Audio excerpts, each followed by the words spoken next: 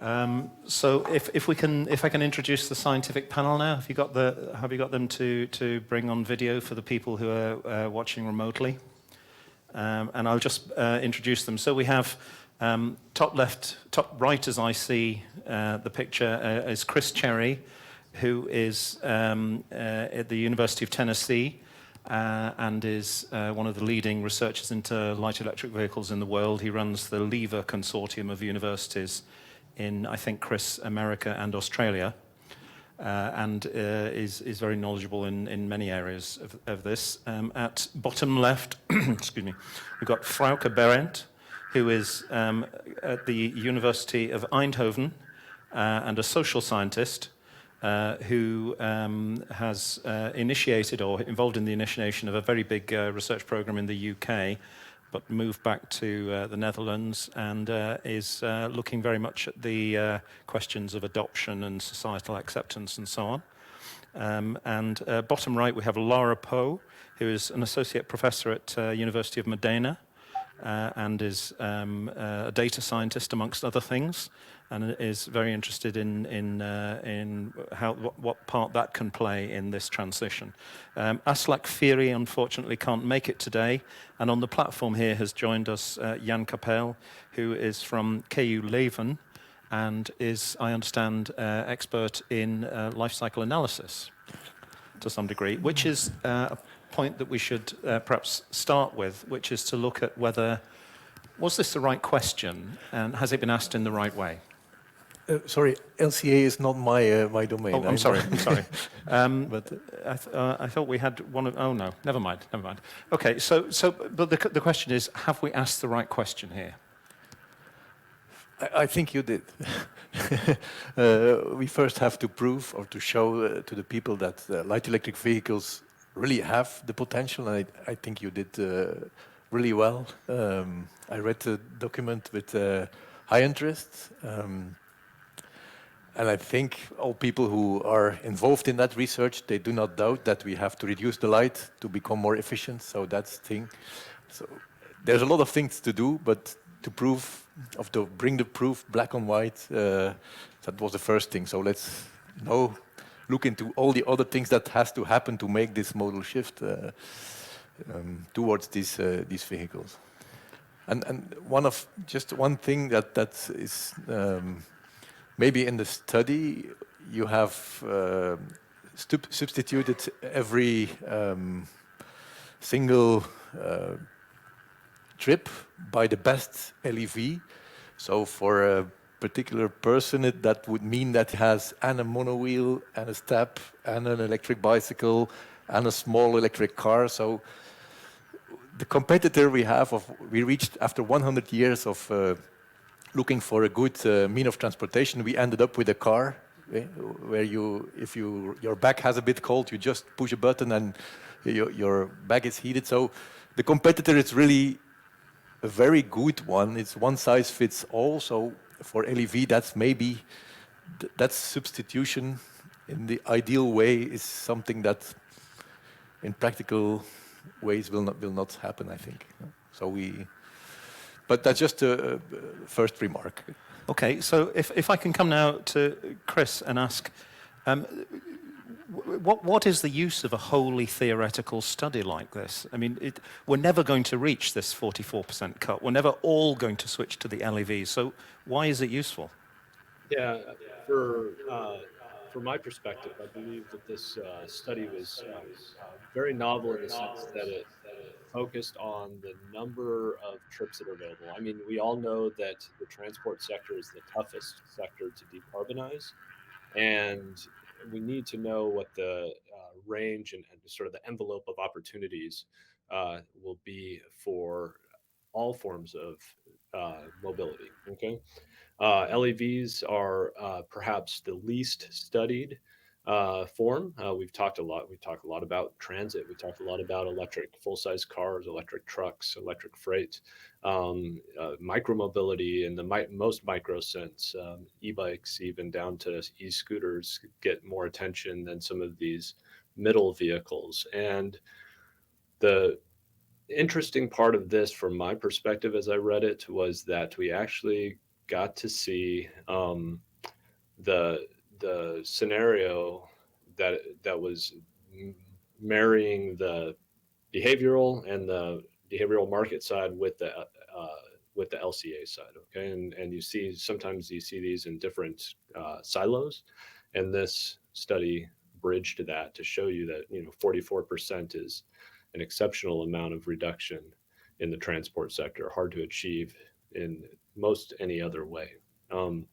That's not to say I completely agree with Jan's point that not everybody will or can own the perfect fleet of vehicles that they can grab the most appropriate technology for every trip, especially when you have all these journeys that may be linked and one may be appropriate for one part of the trip and the other not. But if something that wasn't raised and something we can think about is as we move into a multimodal city where we have shared options, owned options, public transit oriented options, the idea that LEVs are part of that is a really powerful point, and I think it's something that we need to consider. You're suggesting that we are moving, we inevitably need to move to a much more complex transport ecosystem where journey, trip chaining involves multiple different modes, some of which we may own, just in the way we do now to switch to a train. We could use multiple different types of vehicle owned in different ways, rented, leased, and so on in different ways for one journey, and that needs to be made like a smoother pathway. Indeed, yeah. Yeah. So can I throw a similar question across to Frauke now, which is it useful to look at substitution of all existing journeys, which effectively this theoretical study is suggesting that we don't need to move around less, we just need to move differently? Or do we actually need to move around less as well? Yeah, good question. I think in the broader introduction, it was already set up that just looking at substituting trips isn't doing the trick either. But I just wanted to mention that one thing that hasn't been considered in the study, but I think is also really important as we are talking about integration with other modes, is to not just think about which car trips can be replaced straight by an LEV trip, but also to consider how can the use of LEVs unlock more use of public transport. And I think that we think the 44% suggested by the study sound really high and we can't achieve them. But I think it's also important to keep in mind that the study doesn't even consider how these modes could interact with public transport. For example, to also unlock some of those longer trips. I think it was over 100 kilometers that were currently not considered. So I think it's really interesting to have this study as a starting point, and it kind of shows us all the other things that still need to be researched and still need to be understood. And that is partially on the sort of more technical side, for example, interaction with other modes of transport, what the potential could be there. But it is also very much on the social, political acceptance side, which was also pointed out earlier as one of the kind of key areas to look into for the future. And just to say, we always think the hard science is the hard bit, like working out the numbers here. But I always like to think that's the easy bit. The much harder bit is to actually make it happen. But of course, this report can be a very nice, powerful tool in arguing for that change. So in that respect, it is very much welcomed. That I've heard it said that hard scientists avoid social science because the answers are complicated. Yeah, far too difficult. So Laura, if I can move to you there, a lot of what was just being suggested involves people knowing where vehicles are, knowing what mode to take. How do we make decisions constantly on the go about this, and the data that passes, and the IoT involved in all these vehicles? How do you think, or how can we make the handling of that data smoother in a way that speaks to people and allows them to make those choices? Do you have an opinion on that? Yes, thank you. I think that using IoT and also collecting data streams from cars and enable artificial intelligence. I think we can provide citizens with a clear view about the impact that they have on the environment. And I think that the LEV adoption also depends on how sensitive are citizens about the impact, about the impact that their choice have on emission in their lives. I think that we start to think an increase in this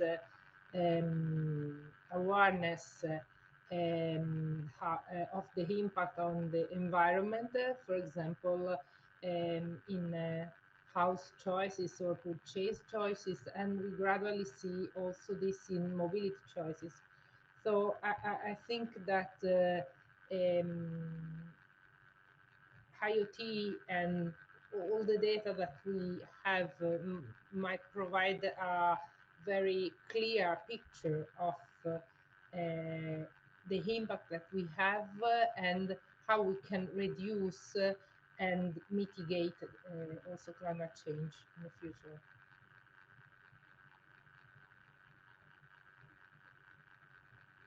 Really need to make in practical terms.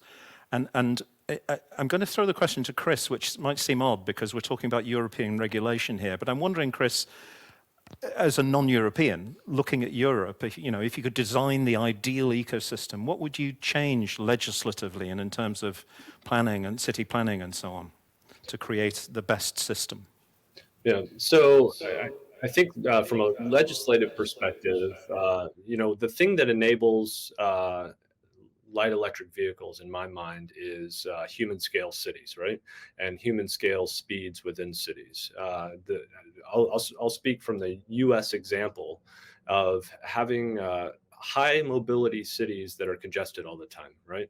Meaning roadways that have very high speed limits, but low operating speeds. The problem with that is they create these seas of barriers for light electric vehicles, micromobility, scooters, micro cars, oftentimes can't operate at these high speeds. And so European cities have logically and smartly brought down, as part of their safety initiatives, citywide speed limits down to 30 kilometers per hour or sometimes lower, right? In most of their streets, which is completely enabling for all road users, including micromobility vehicles. This reduces the crashworthy requirements of some of these vehicles because they don't have to interact in networks that have these high kinetic energy crashes and so on. So I think that's fundamentally a kind of a broad objective, broad policy optimizing strategy, is to make cities human scale cities again. Okay, and Europe is way ahead of most U.S. cities in that regard already. There's chances, and nobody's really studied this yet, so this is a call for research to really understand what the incentive structure to purchase or otherwise own light electric vehicles are relative to conventional, say, electric cars.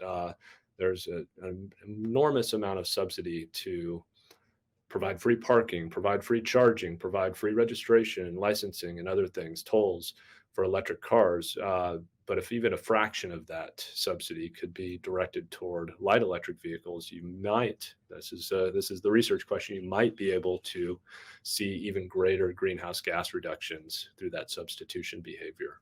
And so those are some of the works that we're doing now related to e-bikes and other things, but it could go through the entire system. So livable cities and policies that support that, and then policies that pull users to let's say the appropriate light electric vehicle technology, which would be purchase subsidies or something else.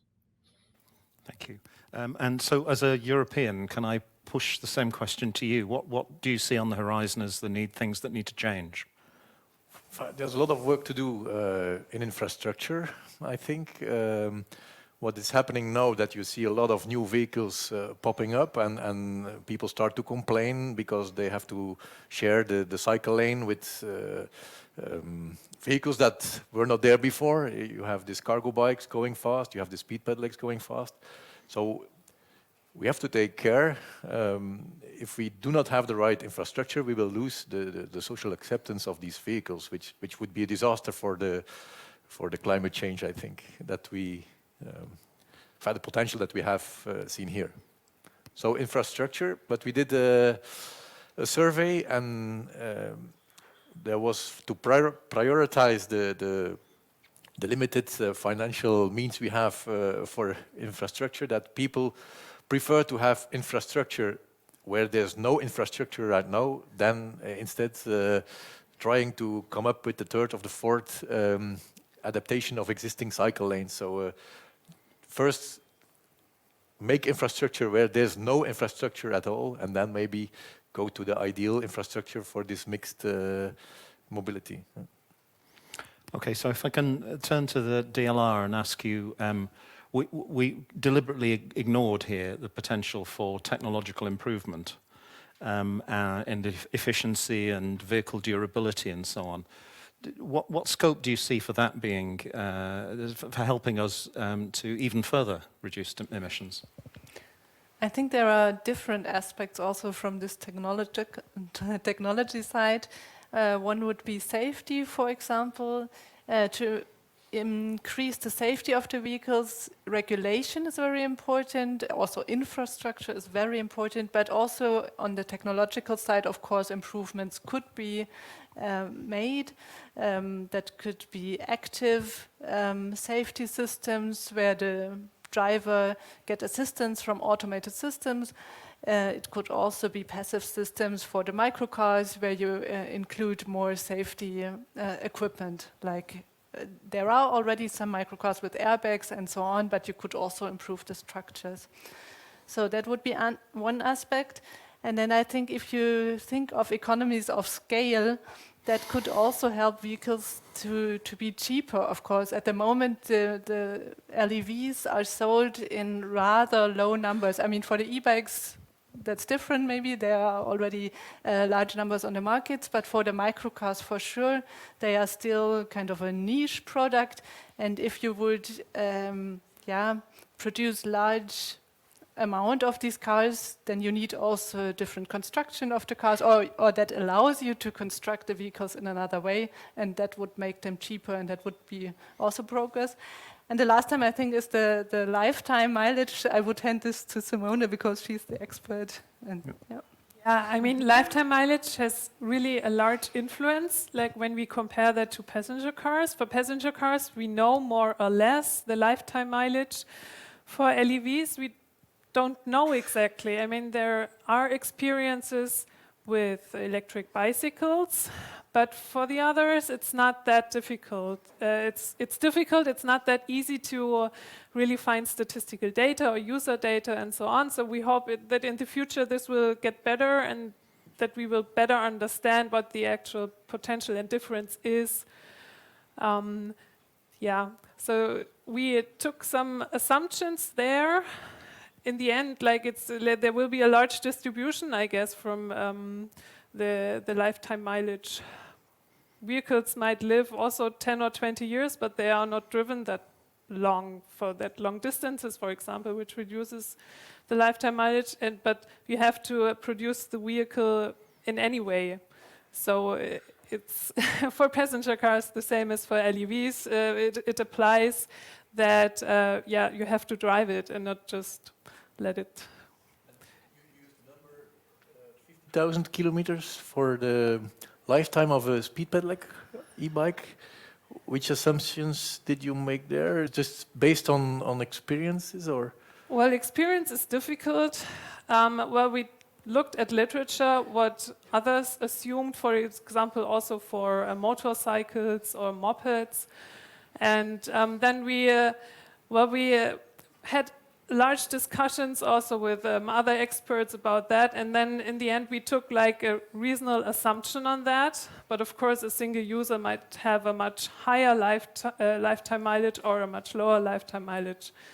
I mean, it makes sense that those microcars have a larger lifetime mileage than e-scooters or smaller vehicles, but yeah, the distribution of these numbers, I mean, this is, yeah, has a great influence on the end results, and that's why we also provide this tool to play around with exactly those numbers and see what the end result will be then if you change lifetime mileage, for example.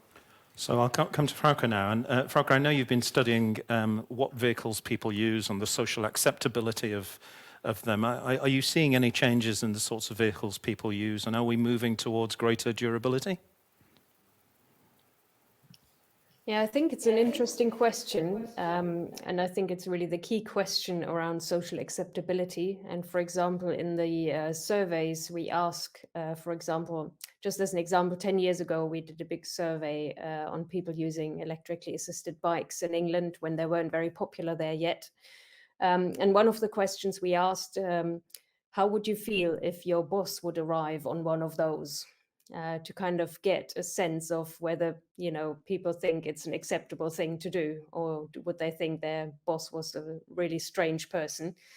And that gave us some really interesting answers.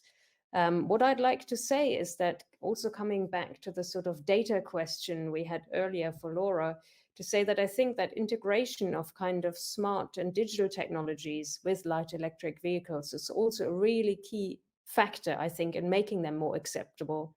Because they're also kind of like gadgets, and we see it now with the micro step scooters that you have to scan a QR code, you can see where they are.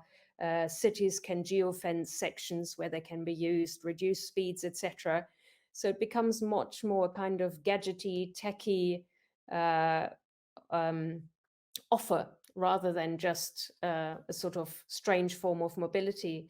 And I believe that that was one of the kind of key ways to make them more acceptable, is to not just, understand them as a new type of mobility, but to really understand them as a new type of smart mobility, if you want to use that term, but that they are very much integrated with the data streams, with apps, and then also allowing cities to collect interesting data about these things and maybe also use them as part of their transport planning, for example. And we see that cities already are, for example, really eager to use data sets such as Strava Metro, that is kind of crowdsourced cycling data. Of course, all the data coming out of the step scooters. So there's a big need by cities also to work with this data. And I think we will see increasingly an integration that comes from the data side of things. And kind of linking that to the legislation question we had earlier, I think also in terms of legislations at city level, we will see a really strong integration between the data side of light electric vehicles and also how cities will want to shift down car use and bring in more of light electric vehicles. For example, making certain areas of the city only available to light electric vehicles for certain days or times of the day, rather than only think about low emission zones, which really incentivize heavy e-cars that don't really make a big difference for cities in the end. So I think that is really important. And then finally, also to say that a lot of the resources that go towards electric cars in terms of incentives, we've already heard that from Chris earlier, but also in terms of urban infrastructure for charging, etc., are very much competing with light electric vehicles, where they might ride or park or charge themselves. So I think it's really important that it becomes a key element of at all stages, really, to look at the smart side, but also at the user side and at the integration with the infrastructure in the cities.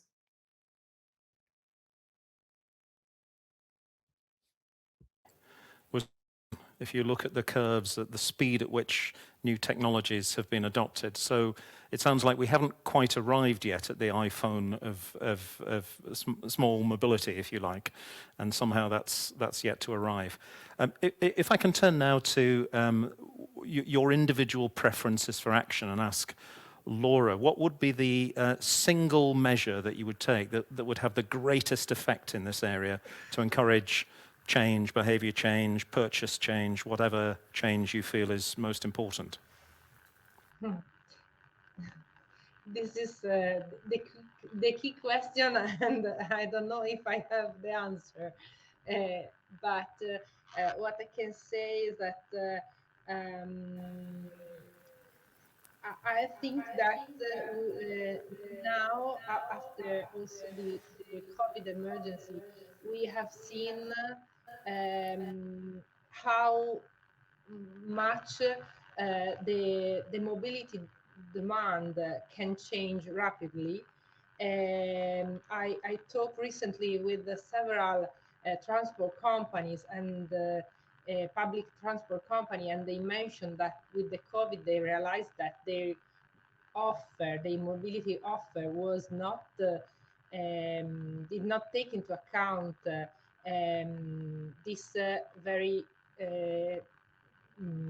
changing demand that they face during this emergency.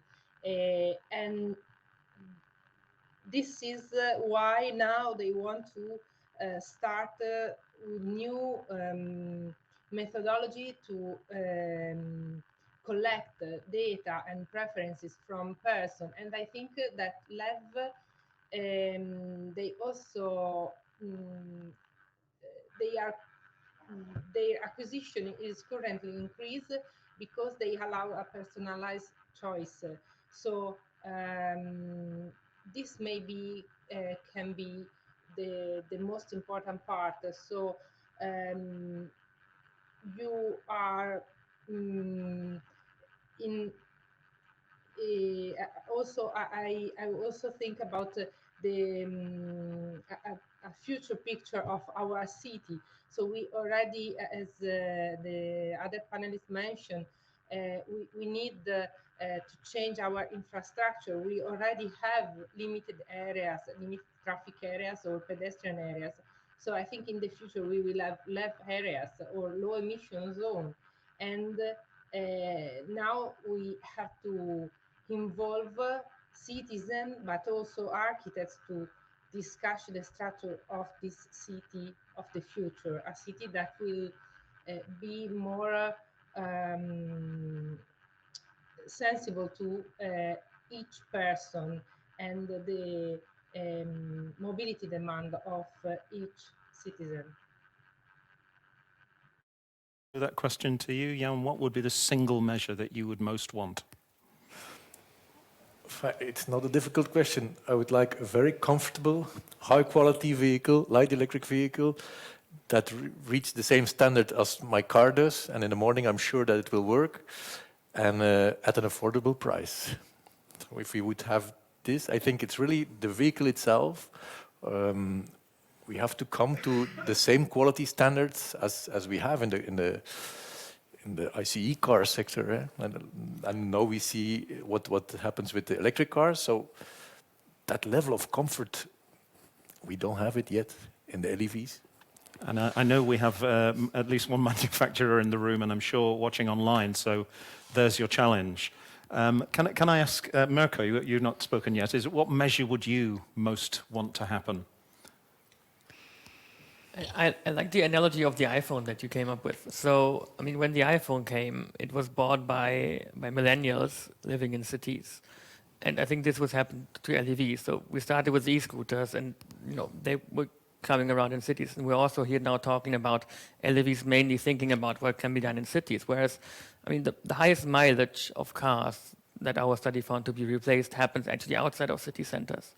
It happens in the suburban areas, it happens in the rural areas, it happens in the places around. So I think we need to think about measures how we can increase the share of LEVs in these areas. I think that's very important because this is actually where we can reduce the carbon dioxide emission. In city centers, it's really important.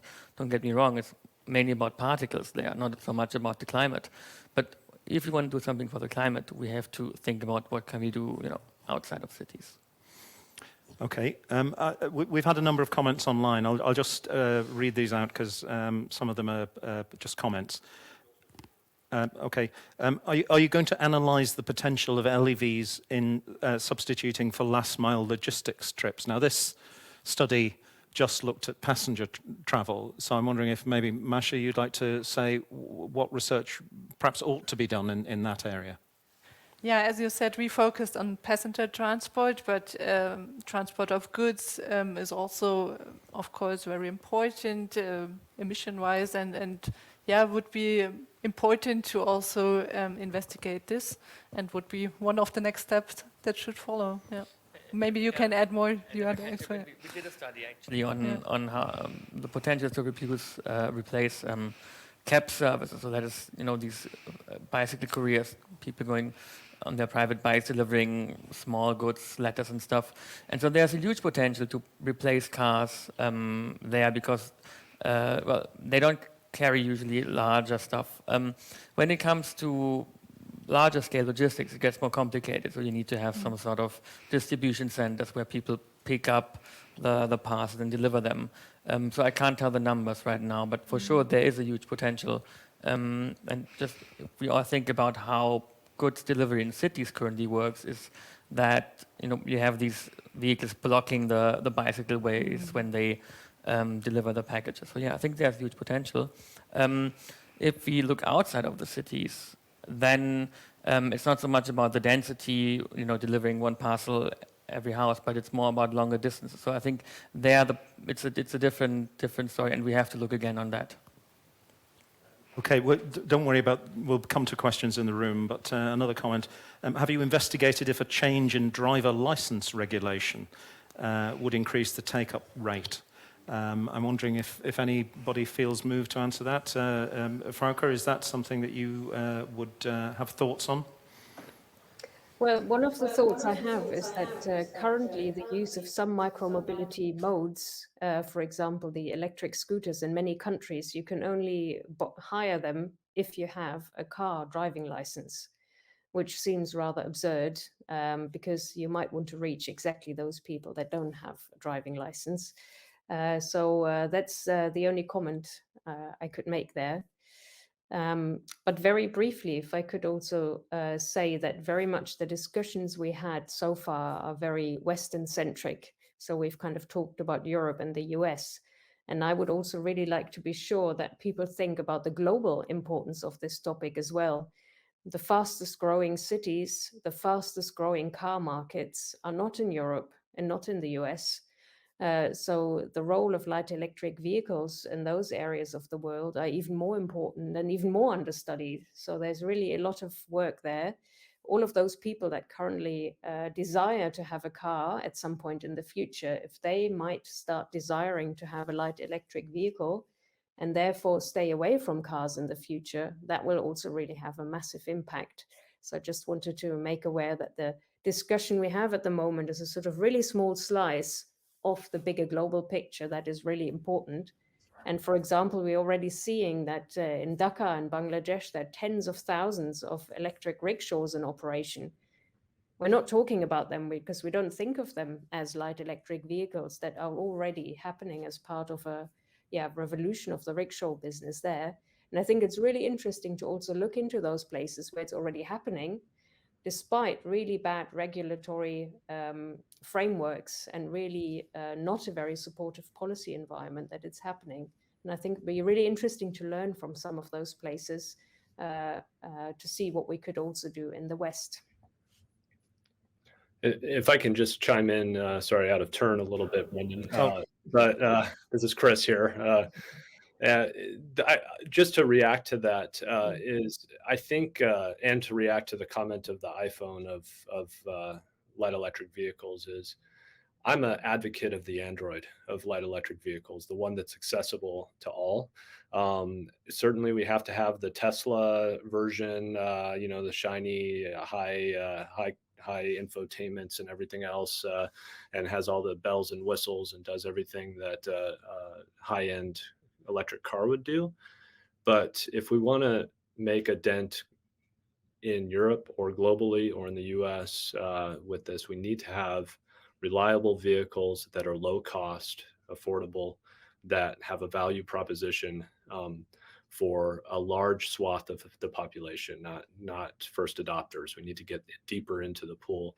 And my own work in China, back in the day, there's a couple 100 million today, a couple 100 million light electric vehicles on Chinese streets. Okay, and they're not the shiniest thing, and they're not the most high-tech thing. And to the point of technology, the technology for the basic functions is there. Okay, they're not automated vehicles. They don't have advanced collision systems or anything like that, but they exist. And I think that there's a big spectrum of vehicle types that have to be built and delivered, just like in the electric vehicle world, before we start seeing this mass adoption. So I urge technology neutral approaches where you can have Androids, iPhones, everything else in between in that space, especially in developing countries. We've mentioned earlier the need for legislative changes. I know, for instance, that there's an enormous fleet of electric vehicles in the UK which able-bodied people are not allowed to use. A small legal change. There are 300,000 disability scooters, and there's no physical reason why an able-bodied person shouldn't be able to use those. It's just a legal distinction. So a little change there could make a big difference. I was going to come to you, Chris, next anyway, to ask what are the priorities for LEV research, from your perspective? Yeah, thanks. From my perspective, I think the technology, like I just mentioned, is, if not, there's certainly a lot of room for improvement, but we're not waiting for some miracle battery or some miracle drive system to enable light electric vehicles, because they're so energy efficient, because they can travel far on you might say today's batteries, okay, at least, or even yesterday's batteries. So to me, the biggest research question is the market question, and what could nudge or push hard people to get into these, so that whether that's infrastructure or technology of the vehicle itself, the creature comforts, you might say, and it's probably different for everyone out there. There are safety questions, I think, that need to be addressed, but those are more often physics questions than vehicle questions in my mind. Back to the point I made earlier about low-speed streets. When you start thinking about low-speed streets, then a lot of the safety issues that we really worry about go away, right? And require less technology and engineering to overcome. So I get a little bit nervous when I think about 90 kilometer per hour plus LEVs, because then the physics starts to get very serious, and then safety becomes a bigger problem, or an issue to think about at least. So I think in sum, the market is the important part. And open to whichever of the DLR team would like to say what research would you like to do next in this area? Maybe I start. I think it's very difficult to answer the question, because there are so many questions, and it's important that you answer a lot of questions because they work together in the result somehow. Then for me it would be important to see which kind of mobility system works very well with this LEVs. We have to change the traffic system and the vehicles. I think it's not possible just to add another type of vehicle in the system we use now. And also the idea is not that everyone has 9 different vehicles for sure and chooses the one which is most appropriate for each trip, but we need sharing schemes, and we must make this attractive for the people. So that's a lot of social questions also arising. So I'm sorry, I cannot say there's one question, so there's plenty of questions. But it's interesting, the contrast between the politicians or the political figures this morning concluding that we know everything, we've done all the research, we just need to act. And is that just the scientific mindset? Or surely some of these questions are important to answer? I think both is true. When I heard it, I really was of the same opinion. We know enough to act now for climate protection. We don't need several years of studies before we start. But as it is not happening enough now to protect climate. We still need further research in order to start moving and to answer questions that help people also to accept this, what we need to do. So I think both is right, kind of. So we shouldn't do what is often done in science, which is we can't do anything until we know a bit more. We should act and on our best present knowledge. Yeah, if and that's fair. support this by research. Ongoing. Ongoing, yeah. So I can come to the room now. There's a couple of questions here. The gentleman in the light shirt.